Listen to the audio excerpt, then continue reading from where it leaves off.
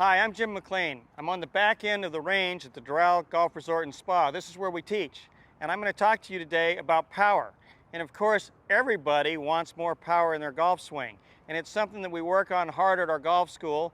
We use different ideas, different drills, and different teaching methods to gain more power in the golf swing. So when we talk about power, we're actually talking about getting more speed in your golf swing. And to a degree, speed is God-given. Some people have it and some people don't. But I want to make sure that if you need an increase in swing speed, that you have everything at your disposal to use. So when we're talking about getting more speed in the golf swing, we first start, and I'm going to use the driver to start with right here, a good power stance where you have your widest stance, you're braced, you have your weight on the inside parts of your legs, the knees are slightly bent inward, and you've got the club at about a 90-degree angle from address. And by that I mean you're not leaning the shaft forward and taking the loft off, which will generally tend to have you drop back and hit it. Now, when I look at power, I'm looking at how the right arm works in the golf swing, just as if you were throwing a ball. So if you were going to take a ball and throw it down the fairway, as you took your arm back, if you wanted to throw it a long ways, you'd get some width in your backswing, you'd get your arm back and step toward the target and throw.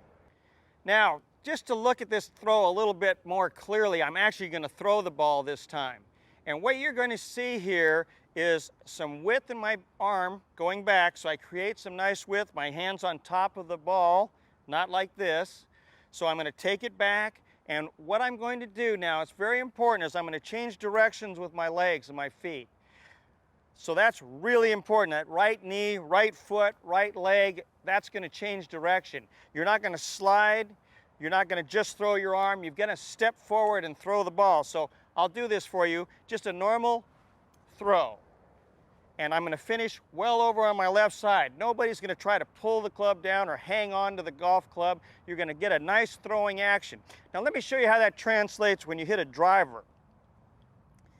If you're going to hit the ball a long ways, you've got to develop some width in your backswing. So when I look at the longest hitters of all time, the great long drivers, you think of Jack Nicklaus and Greg Norman and a young Tiger Woods who just drove it so far and straight is unbelievable. And then the younger players, Ricky Fowler and Rory McIlroy, Quiros from Spain, phenomenally long. And also a semi-older player who just won the US Open and the Masters, Angel Cabrera. Phenomenal long driver. And what they all have in common is width in the backswing. And that means as the club went away, they have width right here. You absolutely kill yourself when you do this in your backswing as far as hitting it long. Doesn't mean you can't hit it good, but to hit it longer, you want to create some width in your backswing so that you can, when you reverse that, you've got some speed in your golf swing. So once again, from my good setup position, nice and relaxed with my wrists and arms, I'm going to take that club back wide and then step into it in reverse direction with my feet. So I'll hit one driver here.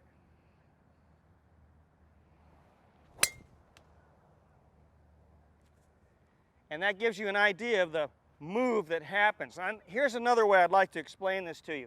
I do this at our schools or in clinics all the time, and that's showing the 4 power sources. I mean, what can we really hit the ball with when you make this as simple as possible? One would be your wrists or your hand action. So if I tied my hands in and just hit it with my wrists, and I've got a 7-iron here, I can hit it for about 25 yards. Now for the next shot, I'm just going to use my arms and my hands. Nothing else with my body, just arms and hands. So I can go this way and this way. And I can hit it maybe 60 yards that way. Now I'm going to hit it with rotation, hands and arms. So now I can hit it maybe 120 yards. And now I add in the weight shift. And now I can hit it 160 yards. So if you start taking things out, for example, if you just hit it with your arms, hands, and a little rotation, and then go over, you can still hit the ball, but you're leaving one of those power sources out. So remember, you've got the hand action, that's your release of your hands. You've got your arm swing, which builds speed. You've got your rotation, turn, and then you've got the weight shift that puts it all together. So when I use all four, I can hit it a long ways. Now I promised you a couple drills and ideas. So I wanted to grab two things. One is a weighted club, and one is the swing fan. Now the weighted club is good because it gives you a feel for the weight of the golf club and putting the weight in motion. So if you have a young child swinging a golf club, they're always going to have some width here because they have to build some power in their swing. Very tough for them to just pick the club up because it's just too heavy. So that would look like this. It's your swing back position. And as the club goes away, you go away. You don't want your weight to go the opposite direction as you take the club away. You can't do that. So you want to get some speed developed by getting some width here in your backswing. The weighted club will give you some feel for strength. And then you can swing that really good. The last one that I'm going to talk about today is the swing fan. And the swing fan is something I've used with a lot of players. Modern players, tour players that I worked with, like Lenny Matisse. I worked a lot with Tom Kite with the swing fan. Even when I traveled with Tom, he'd swing this at night and really developed a lot more speed in his swing as he went into the senior tour. So the swing fan develops a tremendous amount of drag in your swing. You just can't swing it too fast. Then when you take your club, it feels like a feather. And remember, you've got to build more speed in your swing to get more distance and power into your golf game. I hope those ideas help you. Best of luck with getting more power.